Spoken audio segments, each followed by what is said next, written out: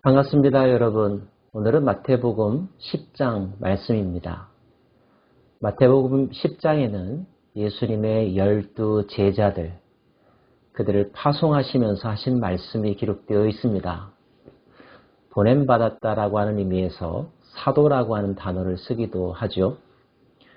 12 제자가 누구인지, 그리고 그들을 주께서 왜 보내셨는지, 보내실 때 어떤 말씀을 하셨는지 살펴보는 것은 예수님의 뒤를 따라 제자의 삶을 살려는 우리들, 그리고 사명을 주시고 그 사명을 완수하기 위하여 제자들과 같은 삶을 살고자 다짐하는 우리 모두에게 오늘도 우리 주시는 귀한 교훈인 줄로 압니다. 먼저 12명 제자들의 명단이 나와 있죠. 여러분 살펴보시기를 원하고요. 그들에게 주신 말씀들 요약해 볼까요? 예수께서 이 12를 내보내시며 명하여 이르시되 이방인의 길로도 가지 말고 사마리아인의 골로 들어가지 말고 오히려 이스라엘 집에 잃어버린 양에게로 가라. 먼저 주님은 이스라엘, 유다 백성들에게 먼저 가서 하나님의 나라의 복음을 전하라고 말씀하셨습니다.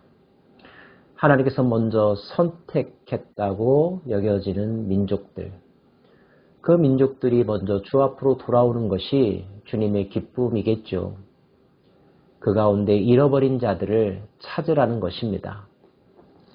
잃어버린 자를 포기하지 않으시는 하나님의 마음에 우리는 집중해야 할 것입니다. 그리고 선택받았지만, 하나님의 사랑을 가장 먼저 받았지만 그 사랑을 충분히 누리지 못하는 어리석은, 안타까운, 불쌍한 유대인들의 모습, 혹시 그들의 모습이 바로 우리의 모습은 아닌지 스스로를 돌아볼 수 있기를 원합니다. 제자들을 보내면서 그들이 해야 할 메시지도 말씀하셨는데요. 가면서 전파하여 말하되 천국이 가까이 왔다 하고 병든 자를 고치며 죽은 자를 살리며 나병 환자를 깨끗하게 하며 귀신을 쫓아내되 너희가 거저 받았으니 거저 주라. 내용을 살펴보면 예수님께서 이제까지 해오신 사역 그대로라는 사실을 알게 됩니다. 메시지도 동일하죠. 천국, 하나님 나라에 대하여서 선포하라는 것입니다. 치유 사역과 축사 사역, 귀신을 내어 쫓는 사역, 주님께서도 하셨는데 그 일을 제자들에게도 하라고 말씀하신 거죠. 명령만 하셨을까요? 그 일을 할 수 있는 권세도 함께 주셨습니다. 특별히 예수님의 영이자 하나님의 영, 거룩과 능력의 영인 성령님께서 그들과 함께 할 것을 확인시켜 주고도 계십니다. 천국 복음을 전하는 사도들의 사역의 자세에 대해서도 말씀하셨는데요. 먼저 많은 물질들을 가지고 가지 말라는 것입니다. 필요한 것들이 있다면 너희들이 그들에게 말씀을 전하고 그들의 섬김을 통하여서 충당하라는 것이 예수님의 당부였습니다. 사람들을 만나면 먼저 평안을 빌라고 말씀하셨습니다. 혹시 거절당할 수도 있겠지만 너희 빈 평안은 그냥 사라지는 것이 아님도 확인시켜 주고 계십니다. 하나님의 일을 하는 것이 의미 있는 일이지만 다가올 어려움도 있음도 말씀하시죠.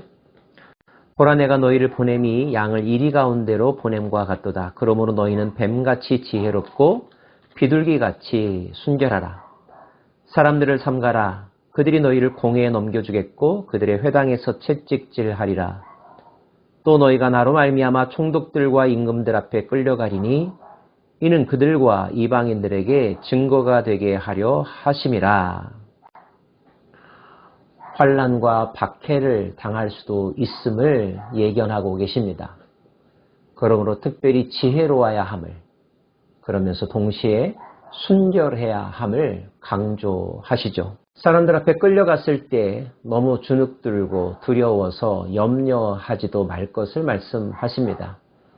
그때 성령께서 함께 하실 것이며 너희들에게 할 말을 가르쳐 주실 것이라고. 결코 너희는 혼자가 아니라고. 내가 너와 함께 할 것이며 나의 영이 너를 도와줄 것임을 말씀하십니다. 그러므로 하나님의 일을 하는 사람들이 두려워해야 될 대상은 그들을 공격하고 반대하는 사람들이 아닙니다. 하나님의 사람들이 두려워해야 될 유일한 대상은 바로 하나님이십니다. 몸은 죽여도 영혼은 능히 죽이지 못하는 자들을 두려워하지 말고 오직 몸과 영혼을 능히 지옥에 멸하실 수 있는 이를 두려워하라. 오직 하나님이 전권을 가지고 계시고 가장 강한 분이시기 때문입니다. 더 중요한 것은 그 전능하시고 강하신 하나님께서 너희를 아끼고 사랑하신다는 사실입니다. 참새보다도 들의 백합화보다도 너희를 더 소중하게 여기실 것이니 너희의 인생과 영혼을 책임져 주실 것이니 염려하지 말라고 말씀하시죠. 여러분 안에도 이와 같은 전능하신 하나님에 대한 믿음이 있으신가요? 어떠한 일에 처하든지 간에 그분께서 그리고 그분의 영이 끝까지 지켜주실 것이라고 하는 확신을 가지고 계십니까? 그런 믿음이 있는 자만이 끝까지 견딜 수 있을 것입니다. 두려워서 비겁한 행동을 하거나 타협하거나 마음을 바꾸지도 않을 것입니다. 우리에게 중요한 것은 믿음이며 그 믿음은 전능하시고 사랑이 많으신 하나님에 대한 믿음입니다.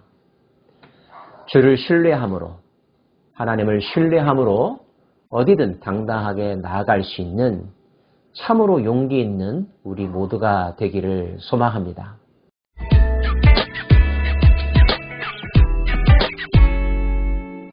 그렇다면 하나님의 일을 하는 사람에게 왜 이런 박해와 환난들이 생길까요? 그것은 하나님과 그분이 말씀하신 모든 것들이 진리이기 때문입니다. 진리가 어느 사람들에게는 불편하게 느껴질 수 있습니다. 어둠을 사랑하는 자들, 악을 행하는 자들에게는 올바른 대로 행하려는 사람들, 법대로 하려고 하는 사람들, 양심을 지키려고 하는 사람이 부담스럽죠. 그래서 갈등이 생겨나는 것입니다. 그러한 상황을 주님은 이렇게 말씀하셨는데요. 내가 세상에 화평을 주러 온 줄로 생각하지 말라. 화평이 아니요 검을 주러 왔노라. 내가 온 곳은 사람이 그 아버지와 딸이 그 어머니와 며느리가 그 시어머니와 불화하게 하려 함이니 사람의 원수가 자기 집안 식구리라. 아버지나 어머니를 나보다 더 사랑하는 자는 내게 합당하지 아니하고 아들이나 딸을 나보다 더 사랑하는 자도 내게 합당하지 아니하며 또 자기 십자가를 지고 나를 따르지 않는 자도 내게 합당하지 아니하니라. 자기 목숨을 얻는 자는 잃을 것이요 나를 위하여 자기 목숨을 잃는 자는 얻으리라. 우리가 진리의 말씀대로 살고자 하면 하는 대로 또 그 진리를 전하고자 하면 그대로 많은 갈등들, 요란함이 있을 것입니다. 세상이 그것을 싫어하기 때문이죠. 세상과 평화롭게 사이좋게 지내는 길은 그들과 한편이 되면 됩니다. 그들이 하는 일을 따라하고 그들이 어떤 일을 하든지 눈 감고 있으면 문제는 없을 수도 있죠. 그러나 문제 없음이 곧 아무런 문제가 없다는 뜻은 아닐 것입니다. 마지막 순간에 다 멸망하는 것이니까요. 문제가 일어나야 됩니다. 문제를 극복해야 합니다. 해결되어야 합니다.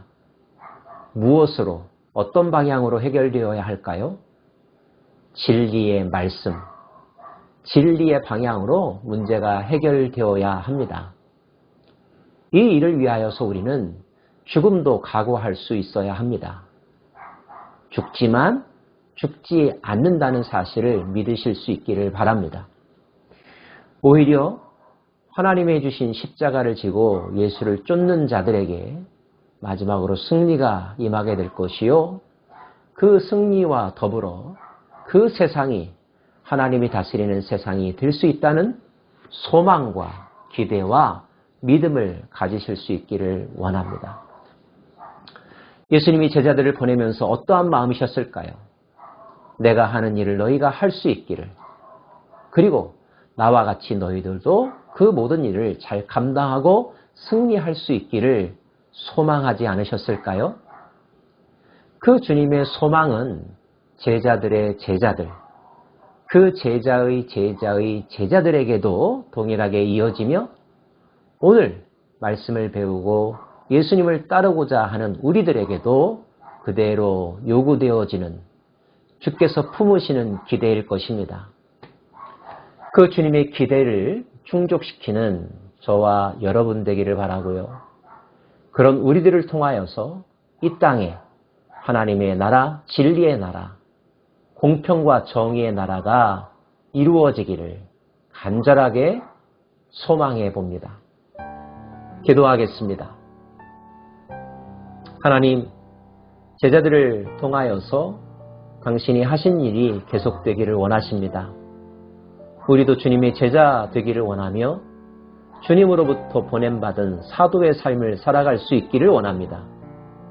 무엇을 해야 하며 어떻게 해야 하는지 정확하게 알고 그 일을 끝까지 완수하는 저희들 되게 하여 주옵소서. 예수님 이름으로 기도합니다. 아멘.